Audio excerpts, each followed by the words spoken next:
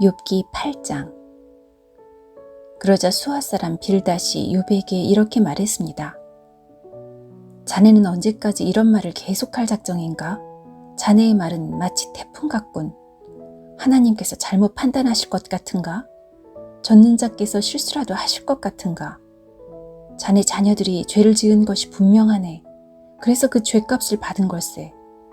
그러니 지금이라도 하나님을 찾고 전능자에게 자비를 구하게나. 만일 자네가 깨끗하고 정직하다면 그분이 자네를 도와주실 걸세. 그러면 지금은 보잘것없이 시작하겠지만 나중에는 위대하게 될 걸세. 제발 조상들의 일을 기억하고 선조들에게서 배우게나. 어제 태어난 우리가 안다면 얼마나 많이 알겠나. 땅에 사는 우리는 그림자 같은 존재가 아닌가. 선조들은 우리에게 지혜로운 이야기를 들려줄 걸세. 늪지 아닌 곳에서 왕골이 어떻게 자라겠으며 골풀이 물 없이 어떻게 자랄 수 있겠는가. 이런 식물은 푸르름을 더하다가 곧장 시들어 없어지지. 하나님을 배반하는 자들의 운명이 이렇다네. 악인들의 소망도 이렇게 망해버리지. 그들이 믿는 것은 정말 허무해서 마치 거미줄을 의지하는 것과 같아. 혹시 그들이 집을 믿을 수도 있겠지만 집도 의지할 것은 못 돼. 단단히 붙잡으려고 하겠지만 도움이 안 되지. 악인은 마치 식물 같아. 식물이 태양을 받아 싱싱하게 피어올라 동산에 무성한 가지들을 내고 그 뿌리들이 돌뿌리를 휘감고 돌아서 살아남는다 해도 그곳에서 뿌리가 뽑히게 되면 동산도 그 식물을 본 적이 없어 라며 모른다고 한다네.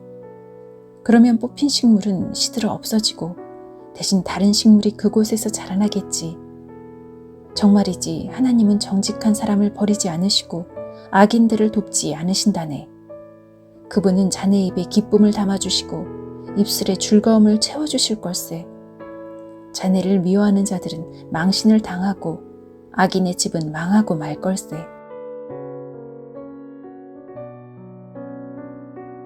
욥기 9장. 그러자 욥이 이렇게 대답했습니다. 나도 자네 말이 옳다는 것을 알지만 하나님 앞에서 죄 없다고 할 사람이 어디 있을까?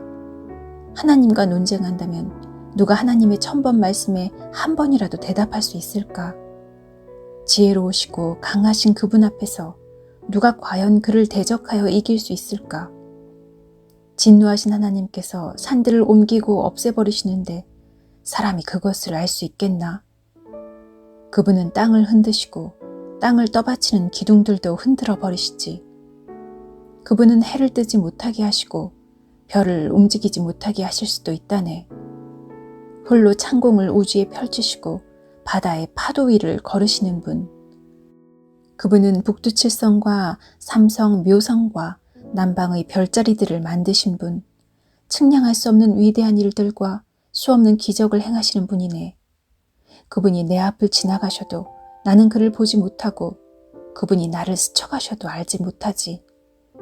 그분이 가져가시면 누가 도로 찾을 수 있으며 누가 감히 그에게 당신은 무엇을 하십니까? 라고 말할 수 있을까? 하나님께서 진노를 풀지 아니하시면 라합을 돕는 자들이 겁내고 움츠리는데 하물며 내가 무슨 대꾸를 하고 할 말을 생각할 수 있겠는가? 내가 의롭다 해도 대답은커녕 그저 긍휼을 빌 수 있을 뿐인 것을. 설사 내가 그를 불러서 그가 대답하셨다 해도 그가 내 주장을 들으셨다고 믿을 수 없네. 그분이 태풍으로 나를 치시고 까닭 없이 나에게 상처를 입히시네.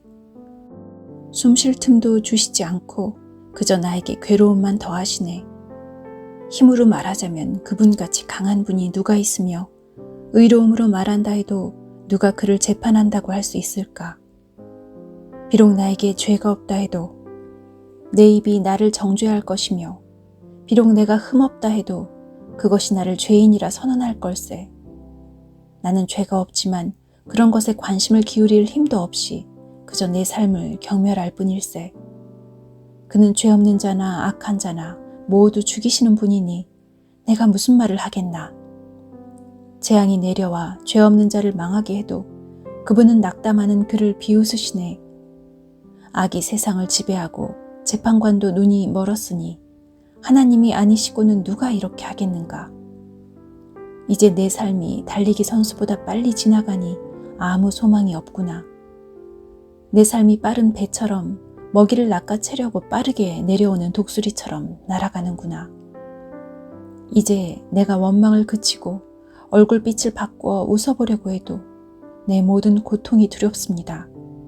당신은 나를 죄가 없다고 인정하지 않으시겠지요. 내가 죄인 취급을 받을 텐데 공연히 수고할 이유가 무엇입니까?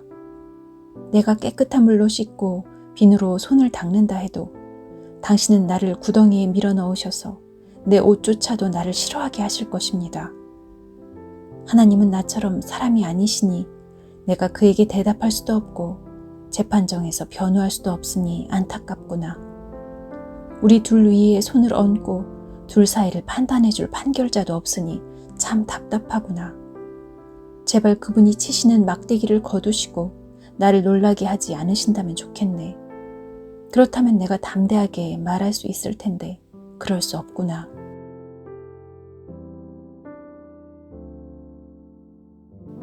욥기 10장. 나는 내 생명을 미워하고 원망할 수밖에 없어. 내 마음이 너무 아프기 때문이지. 나는 하나님께 말할 것이라네. 제발 하나님, 나를 죄인 취급하지 말아 주십시오. 제발 당신이 왜 나를 치시는지 이유라도 알려주십시오. 당신이 손수 만드신 나를 학대하고 멸시하면서 악인들의 꾀는 왜 좋게 보십니까? 당신의 눈이 사람의 눈과 같단 말입니까? 왜 사람이 보는 것처럼 판단하십니까? 당신의 날이 사람들의 날과 같지 않고 길며 당신의 횟수가 사람의 횟수와 같지 않은데 어찌 내 죄를 찾으시고 내 허물에 주목하십니까? 당신은 나에게 죄가 없다는 것을 잘 아시고 아무도 당신의 손에서 나를 건져낼 수 없다는 것도 잘 아십니다. 당신의 손으로 나를 빚어 만드시고 이제 나를 아예 없애려고 하십니까? 주님, 기억해 주십시오. 진흙으로 나를 만드시더니 이제는 다시 흙으로 되돌려 보내시렵니까? 당신께서 나를 우유같이 쏟아버리시고 치즈처럼 엉기게 하셨습니다. 피부와 살로써 내게 옷 입히시고 뼈들과 힘줄로써 나를 온전케 하셨으며 내게 생명과 은혜를 주셨고 내 영을 돌보아 주셨습니다. 그렇게 하시고 다른 뜻이 있으셨습니까? 분명 다른 뜻이 있으셨겠지요? 만약 내가 죄를 짓는다면 당신은 나를 주목하시고 내 죄를 용서하지 않을 것입니다. 만약 내가 악인이라면 벌을 받아 마땅합니다. 설사 내가 의롭다 해도 머리를 들지 못할 것입니다. 나는 수치를 당하고 괴로움으로 가득 찼기 때문입니다.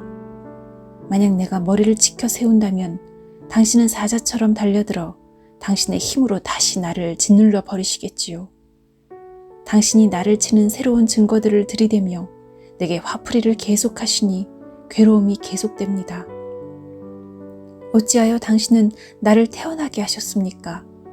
내가 그때 죽어버려서 아무도 나를 보지 못했더라면 좋았을 텐데 나는 없었어야 했습니다. 태에서 무덤으로 바로 옮겨졌어야 했습니다. 이제 죽을 때가 다 되었으니 제발 이 순간이라도 편하게 해주십시오.